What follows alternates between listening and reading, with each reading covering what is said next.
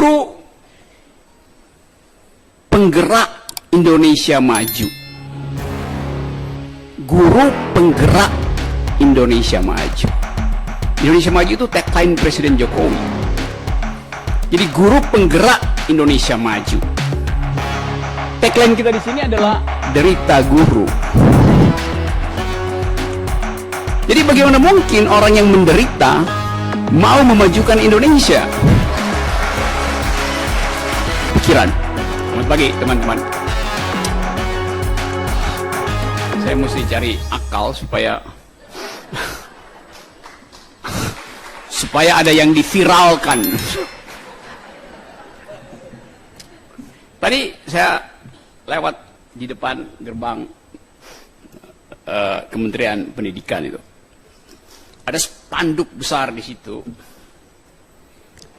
Tagline dari Hari Guru. Bunyinya begini, verbatimnya saya kutip. Guru penggerak Indonesia Maju. Guru penggerak Indonesia Maju. Indonesia Maju itu tagline Presiden Jokowi. Jadi guru penggerak Indonesia Maju. Tagline kita di sini adalah derita guru. Jadi bagaimana mungkin orang yang menderita mau memajukan Indonesia?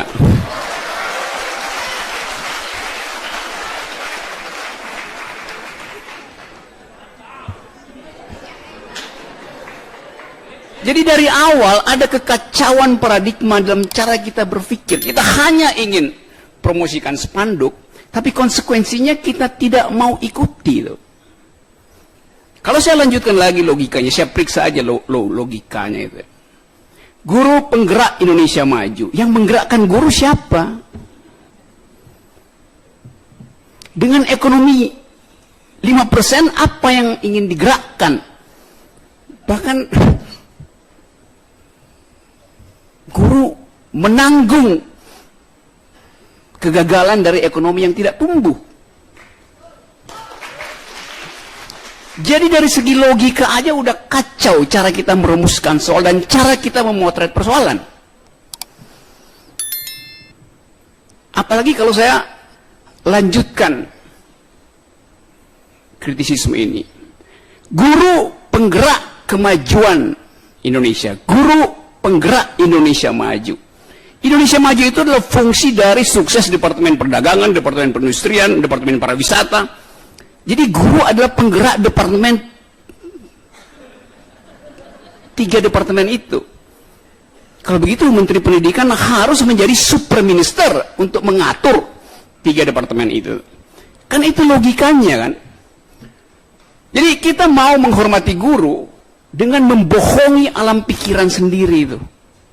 Seolah-olah dengan mengatakan guru penggerak Indonesia Maju, maka akan ada energi turun dari langit untuk menggerakkan guru agar supaya berpacu menempuh Indonesia Maju. Dipacu dengan 5%. Bahkan 5% itu semua negara di dunia dalam 1 minggu ini mengutuk data statistik Indonesia. Bloomberg masih bicara itu, Australia kemudian bicara, New York Times bicara bahwa bohong Indonesia tumbuh 5%. Itu pasti dipalsukan data BPS-nya. Yes, kita baca di mana-mana itu. Jadi saya memulai dengan semacam pertimbangan akal sehat supaya kita bisa dudukkan problem ini sehingga kita tidak masuk di dalam jargonisme. Ya, saya senang karena PKS selalu mampu untuk mencari isu yang paling strategis bagi bangsa ini. Semacam PKS itu partai kehendak semesta.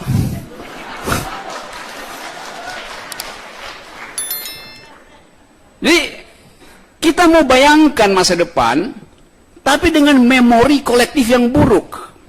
Kalau saya katakan bahwa oke, apa yang akan menggerakkan guru? Tentu adalah ide tentang Indonesia Maju. Jadi ada circular error di dalam logika itu. Guru penggerak Indonesia Maju, tapi untuk menggerakkan guru ide Indonesia Maju itu harus jernih dulu. Kalau saya tanya misalnya pada pemerintah, apa itu Indonesia Maju itu? Tidak ada jawaban kecuali adalah ini yang akan kita capai. Infrastruktur, SDM, iya, tapi itu adalah semua bangsa juga berpikir begitu. Apa kaitannya Indonesia Maju dengan filosofi pendidikan Indonesia? Di Prancis filosofinya jelas. Setiap guru, setiap anak didik dari SD diajarkan 3 prinsip dasar dari revolusi Prancis. Egalité, fraternité, liberté. Kesetaraan, egalité, fraternité, persaudaraan, liberté, kebebasan itu. Amerika filosofinya berbeda. Di Amerika anything goes. Filosofinya cuma satu, yaitu kebebasan orang untuk mencapai kehendaknya sendiri. Amerika nggak pernah mengalami revolusi sosial seperti Prancis.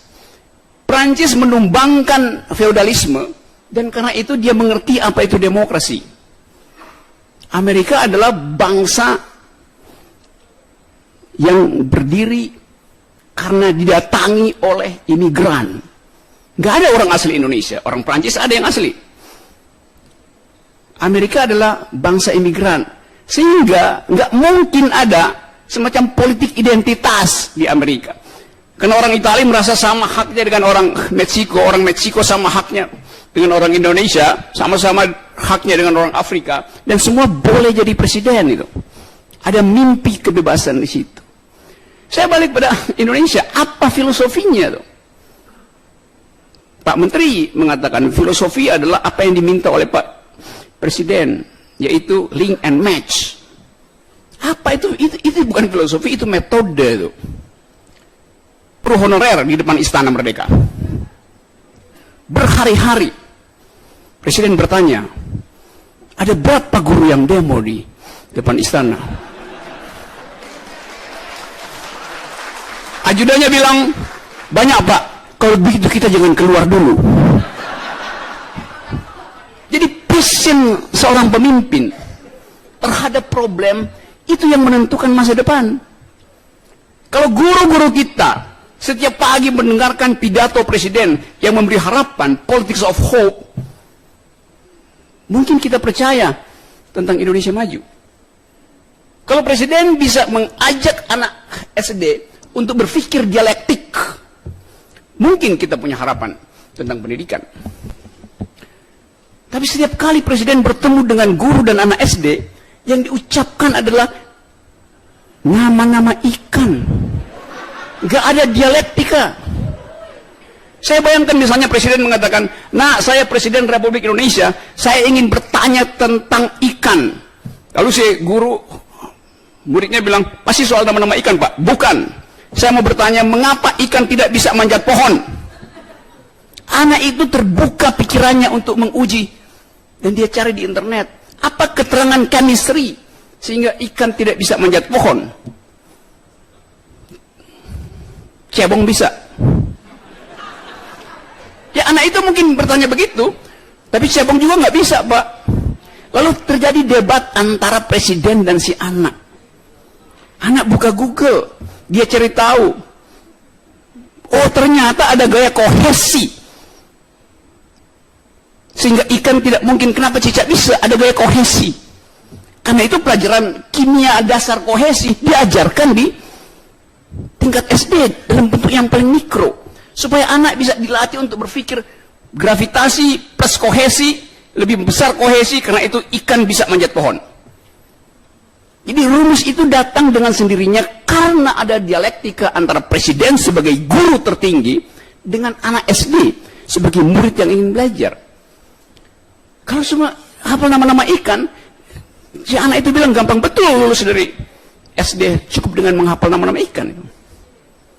Jadi sekali lagi kita ada di dalam keadaan itu, krisis cara berpikir itu. Bahkan itu terjadi sampai di tingkat universitas, mahasiswa, dosen itu.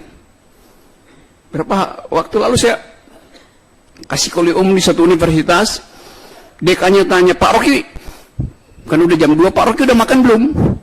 Saya bilang, saya belum makan, Pak. Kalau begitu kita cari makan dulu, Pak. Bapak pasti lapar. Lalu saya bilang, Anda bertanya saya sudah makan atau belum makan, bukan bertanya lapar atau tidak.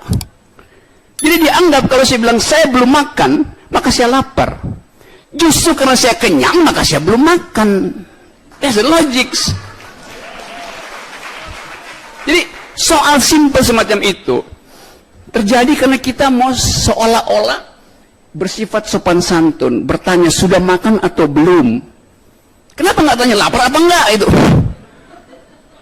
Itu lebih telak. Saudara lapar atau tidak? Kalau lapar mari kita pergi makan. Saudara sudah makan atau belum makan? Saya belum makan. Berarti saudara lapar? Enggak, justru saya kenyang. Maka saya belum makan. Dan logika ini yang mesti diajarkan, cara berpikir semacam itu. Jadi sekarang saya dengar dari Kementerian Pak Wisnu menerangkan tentang beban anggarannya memang tidak cukup itu. Karena kita memang bayangkan, oke di Sudirman sana 800 meter dari sini di Kemendikbud itu ada 500 triliun. Enggak, memang kita juga tahu itu. Tapi yang lebih penting adalah anggaran itu mau dialirkan di dalam kurikulum yang mana. Anggaran itu mau diinvestasikan di dalam ide apa itu? Ya kita 20% anggaran kita masuk dalam fungsi pendidikan. Vietnam juga lakukan hal yang kira-kira sama, tapi Vietnam jadi nomor 4 dari atas kualitasnya, kita nomor 4 dari bawah. Ada problem berarti ketika anggaran itu disuntikkan ke dalam sistem pendidikan. Mesir bahkan dulu pernah menginvestasikan separuh 50% dari APBN-nya ke dalam pendidikan dan gagal. Jadi bukan jumlah uang yang diinvestasikan, tapi ide apa yang akan dirawat dengan uang sebesar itu. Logics, cara berpikir itu. Pedagogi itu yang mesti diselundupkan melalui kemampuan guru. Lalu kita dengar bahwa guru-guru akan diberi pendidikan. Bukan, guru itu dikasih uang dulu lebih banyak supaya dia bisa beli bensin untuk pergi ke tempat pendidikan barunya. Itu logikanya. Jadi disiapkan pendidikan guru, tapi ya, si guru mending saya nggak belajar daripada saya nggak bisa biayai balita dia. Sama seperti berlama ini saya kasih kuliah umum di Bau-Bau, di Kendari ujung sana tuh. Mahasiswanya datang ke saya, dia bilang, semester depan saya berhenti kuliah, Pak. Kenapa? Karena saya harus punya uang 50.000 rupiah per hari supaya saya bisa bertahan. Jadi dia menunda kuliah 2 semester hanya untuk dapat 50.000 rupiah. Jadi kenyataan ini memperlihatkan bahwa mestinya ada guiding ideas di depan yang timbul dari keyakinan kita bahwa presiden akan menuntun kita pergi pada politics of hope. Tapi di belakang kita ada politics of memory yang menghambat kita untuk percaya. Karena bahasa yang keluar selama ini bukan bahasa-bahasa pedagogi, yang adalah bahasa-bahasa yang mengancam. Kalian radikal. NKRI harga mati. 2 menit lagi, Pak Rocky. Jadi dalam 2 menit ini saya ingin kita bicara hal yang lebih makroskopis untuk membaca masa depan kita. Dalam 2 menit ini saya ingin perlihatkan bahwa dunia ada 20 negara yang mengalami krisis karena soal pendidikan, soal pengangguran, soal transportasi, dan demo di mana-mana itu. Nah, dari 20 negara itu, seluruh problem di 20 negara itu ada di Indonesia hari ini. Itu soalnya. Dan kita mesti bicara itu di Hari Guru dengan menganggap bahwa rahim bangsa ini ditentukan oleh sehatnya guru. Guru adalah rahim bangsa. Saya terima kasih sekali lagi karena kita bisa bercakap-cakap di sini, dan saya ingin pastikan bahwa pendidikan kita diukur berdasarkan kemampuan kita untuk membaca masa depan dengan alam pikiran. Masa depan hanya bisa ditempuh dengan jalan pikiran, bukan dengan jalan tol. Terima kasih.